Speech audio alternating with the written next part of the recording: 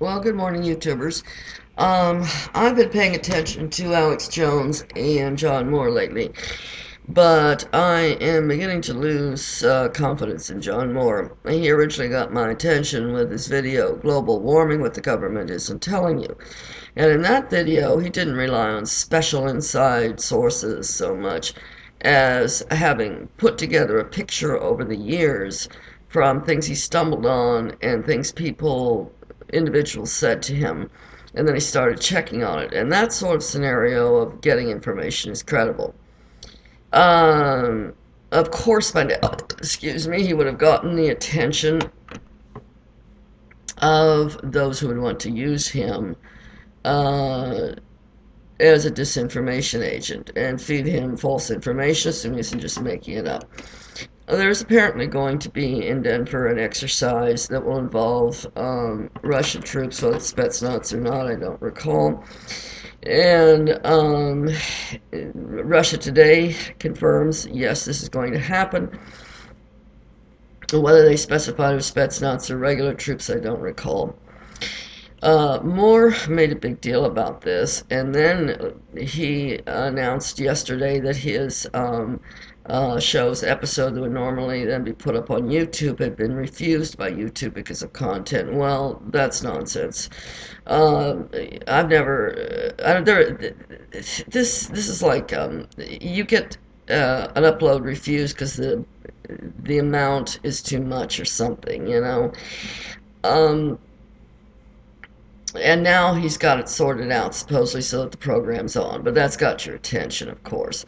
Then there's this thing you see every so often on YouTube is something's been banned or something. And yeah, sometimes things do disappear from YouTube. But here comes some video that says banned from YouTube as part of its title. So what's this doing on YouTube now? Duh.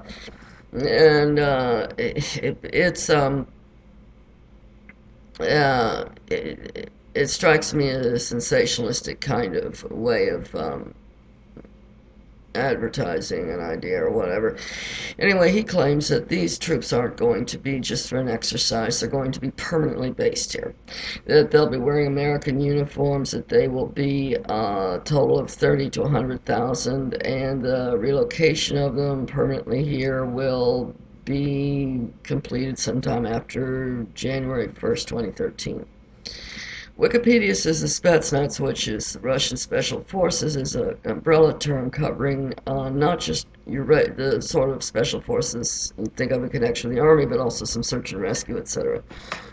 The total number of them is 30,000 as of 1978, and currently the total number is classified. Okay, let's assume that the total number is 200,000 now. Why it just strikes me as very unlikely that they're going to suddenly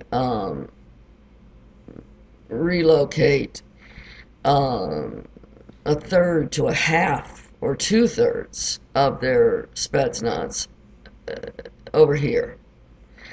And he figures, I mean, it's going to leave them stripped of some of their capabilities now. And he figures, oh, they're going to be used to do things American troops wouldn't do. Well, that's this idea that American troops wouldn't fire on Americans or collect guns is just stupid.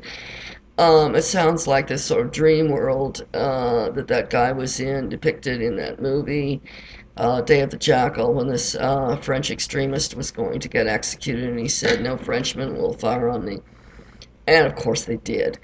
And apparently, you know, in his mind, only true Frenchmen are the ones that agreed with him and looked up to him and his cause, and he forgot that everybody else was technically French, male and bearing arms didn't count because they were true Frenchmen, and then he sort of forgot that there's a whole lot of those non-true Frenchmen by his standards around, and of course he got executed by the firing squad. That part, up to that point, the movie was factual. After that, it's fictional. But anyway, it seems to me the same kind of silly mindsets involved. When somebody even ran this idea past me that no way would Americans be involved, say, in setting up the explosive charges in connection with taking down the World Trade Center or anything like that, because Americans wouldn't do it to Americans. It's nonsense. Americans do that stuff to each other all the time. The police have to fire on Americans every day. And part of the function of the militia in the Constitution, which is to be called out by the President, so it's a federal force. It's housed, trained, and fed at the expense and location of the states, is to be a quick response thing in the days before standing army for some foreign threat, but it was also explicitly to deal with, quote, domestic violence, unquote, which in those days did not mean people beating each other up at home, but riots in the streets. So I just don't see where these people are coming from and think like this. Um, as for gun confiscation, I don't see that it would be difficult to get police and military to be doing that are strictly American, and 30,000 to 100,000 foreign troops is not enough to do the job. So um, either Moore is making it up, uh, Alex Jones' team figures, though they didn't specify him by name, or it is, assuming they weren't just misinformed and thinking only of the Denver exercise and not this whole enormous presence permanently supposedly to happen. So, he, and then he in his video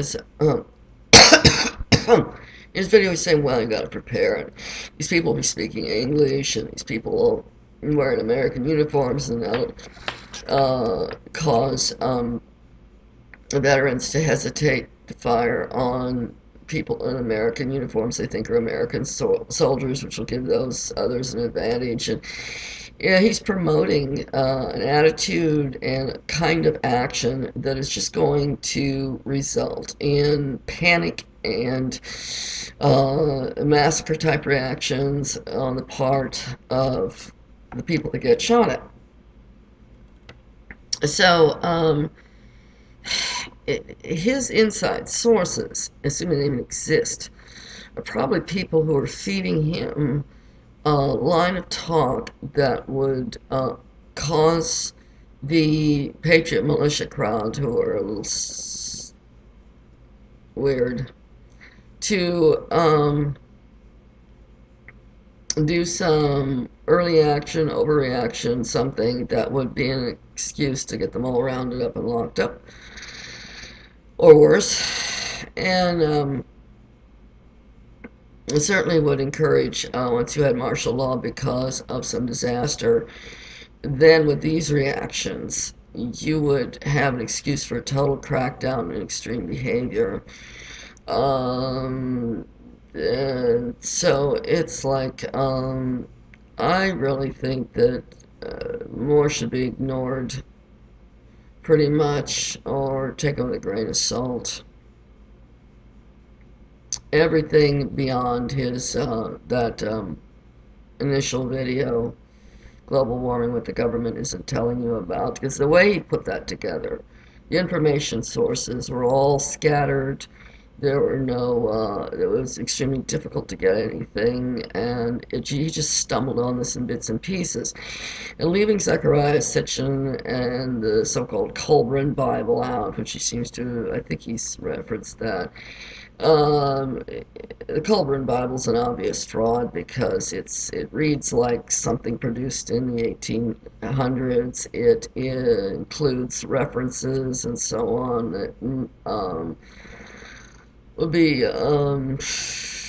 incorrect. For locations and stuff, the mixing stuff up together from different times and cultures, and then the whole style, it's too wordy. Anything that was written back in ancient times, like it supposedly contains, would not be that verbose because they didn't have that much space to work with. So it's obviously an 1800s fraud. Its provenance is some fortune teller, tinker, whatever, little box, and supposedly had it from an ancestor or something. All you need to do to create an ancient tradition is just hand something off to someone and say that you got it from wherever, and then that person believes it, and the thing's not more than a generation or two older than they are, probably less than that.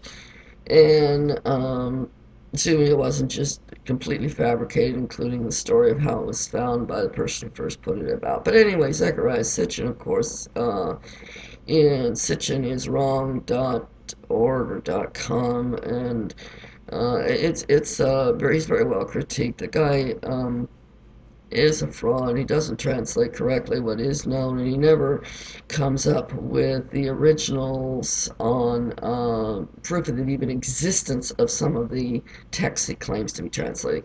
But leaving all that out, there is some peculiar behavior that makes sense in terms of governments and elites expecting some major disaster of some sort. But beyond that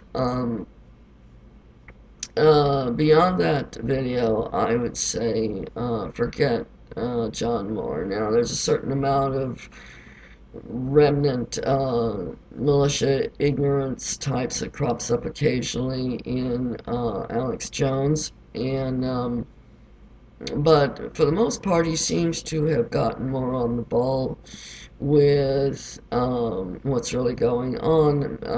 Milton Bill Cooper was the one who apparently turned him on to the bigger picture. There's an interview he had with him where Jones was saying, well, is some element that's using government or entrenched, and Milton saying, no, it's the government itself is up to it. It's totally controlled and has been for a long time by these elites and everything. So he changed his line of approach, but Cooper is saying, oh, I paid all my taxes that were lawful constitutional taxes. He bought into that nonsense about the income tax amendment being not valid, which means, of course, he was guilty of not paying his income taxes. And then apparently he drew down on these deputies who came for him. And supposedly one of the people involved in the shootout gave this description of what happened. Why should anyone come up with that? Why should they say this? And the picture of him parking across the street from his house, if I understood that video correctly, and then going, and it makes no sense. Basically, Cooper had some good ideas, but he was fed some disinformation, as he himself began to suspect. I wouldn't be surprised if the people who came up with the idea of the income tax being not licit were themselves government agents to try to derail any questioning of government activities into pattern of ridiculous and rebellious and arrogant behavior. However, condemning the pride of the elites, we should be careful not to fall into the pride ourselves. Meanwhile, any anticipation of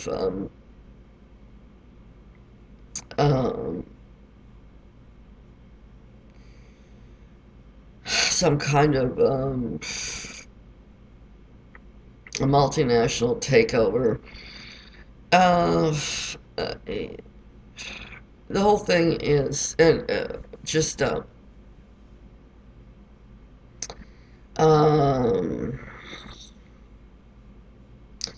it smacks of some kind of either made up stuff to promote some kind of behavior somebody wants, or disinformation for the same purpose being given to the persons who purvey it. Because once he made that video, Moore would have had the attention of that element in the government more than he already did. So, and given his own background includes Black Ops, he can't be all that clean himself, and